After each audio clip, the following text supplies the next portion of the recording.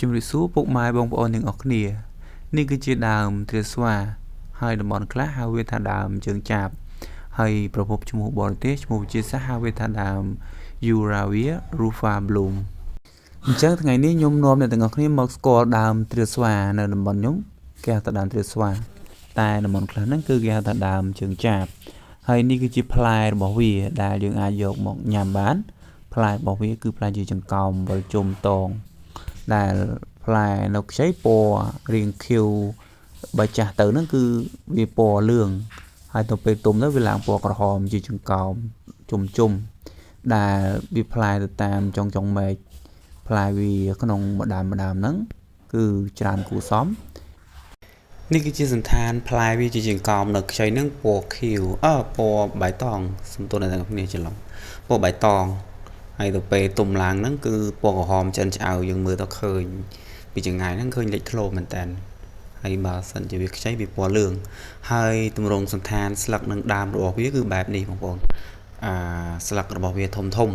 វាដុះឆ្លាស់គ្នាទៅតាមមែកហើយនឹងមែករបស់វាអាចនិយាយបានថារាងវល្លិរុក្ខជាតិនេះវាអាចថារាងជាវល្លិបន្តិចដែលវាអាចដោះតាមលបងឬក៏ឡើងតាមរុក្ខជាតិផ្សេងធំហ្នឹងគឺវាឡើងជាសន្តានវល្លិដែលគេហៅថាដើមវល្លិទ្រាស្វាហើយស្លឹករបស់វាគឺសន្តានធំ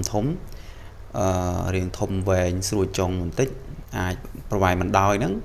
ពី10ទៅ20សង់ទីម៉ែត្រទៅតាមតូចធំរយៈទទឹងមិនក៏5ទៅ7សង់ទីម៉ែត្រអីដែរហើយវាមានមែកច្រើនមែករបស់វាតូចល្អិតប៉ិនចង្កឹះទេបងប្អូនមែកភាគច្រើនគឺតូចល្អិតហើយបើដើមរបស់វាវប៉ិនម្រាមដៃយ៉ាងធំប៉ិនកដៃអីហ្នឹងគល់វាគឺអស់ធំជាងហ្នឹងហើយអាយុ4-5ឆ្នាំក៏នៅតែប៉ុណ្ណឹងដែរវាវឡើងជាវទេហើយថ្ងៃហ្នឹងមេឃភ្លៀងខ្ញុំបានដើរមកខាងក្រោយភូមិក៏ឃើញដើមទ្រាស្វាមួយដើមថតឲ្យអ្នកទាំងអស់គ្នាស្គាល់ដើមរបស់វាពណ៌ប្រផេះក្រមៅរាងខ្មៅពណ៌ត្នោតហើយសកា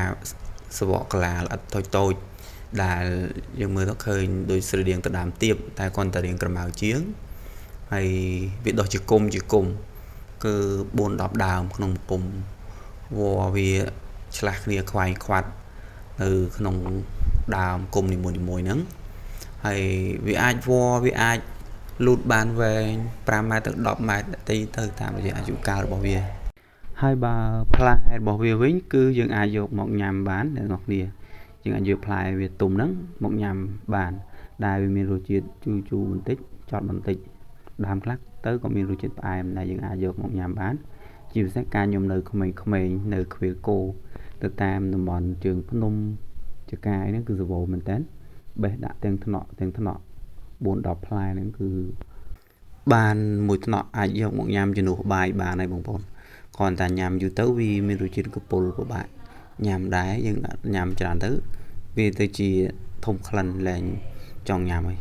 ហើយដើមទ្រាស្វានេះក៏ជាប្រភេទរុក្ខាសុទ្ធមួយប្រភេទដែរដែលខ្ញុំលើចាស់ពីដើមហ្នឹងយកវាមកធ្វើជាថ្នាំ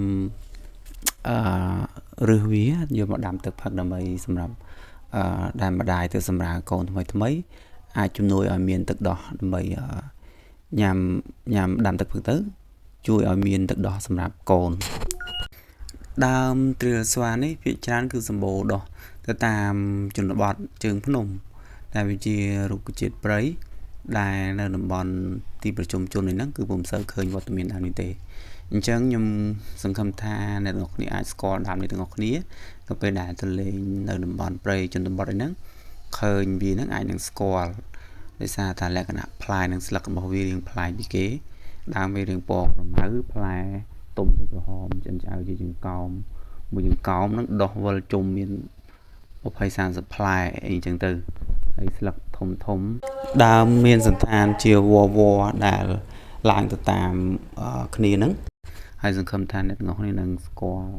រុក្ខជាតិផ្សេងជាច្រើនទៀតនៅក្នុងប្រទេសកម្ពុជាហើយក៏អាចដឹងថារុក្ខជាតិណាអាចញ៉ាំបានរុក្ខជាតិណាដែលมันអាចញ៉ាំបានហើយរុក្ខជាតិណាខ្លះដែលគេប្រើប្រាស់សម្រាប់ធ្វើថ្នាំឬក៏រុក្ខជាតិខ្លះគឺយើងអាចប្រើបាន ហើយរុក្ខជាតិទាំងអស់គឺសិតតែមានអត្ថប្រយោជន៍យ៉ាងហោចណាស់ក៏អាចជាម្លប់ជាឱសថឬក៏ជាអាហារសម្រាប់ញ៉ាំបានផងដែរអញ្ចឹងវីដេអូខ្ញុំមានតែប៉ុណ្្នឹងទេបងប្អូនអរគុណសម្រាប់ការទស្សនាវីដេអូមួយនេះ